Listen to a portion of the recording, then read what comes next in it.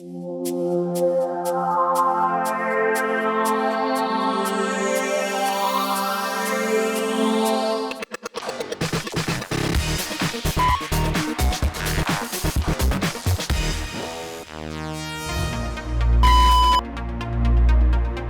of the things that I'll do is every now and then I'll ask them a question, but I'll ask them to put the answer down on a sheet of paper, right?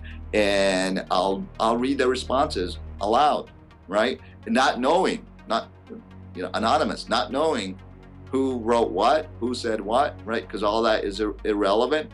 And what will happen quite often in cases like that is that I'll have an answer where someone will say, ooh, right? The whole class will go, ooh, like knowing that that's a good one, right?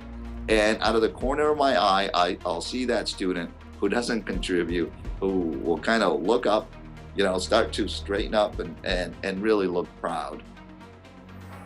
I believe that active learning is very important because we learn by doing.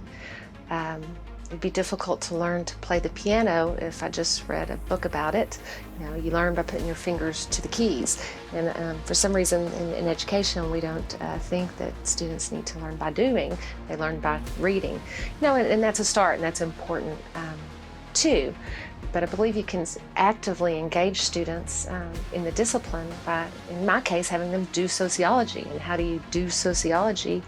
You observe, you question, you analyze. I think it's important that instructors engage me in the classroom because I need to feel a part. I need to feel a sense of belonging. So anytime an instructor asks me questions or try to get my feedback, that gives me a sense of importance.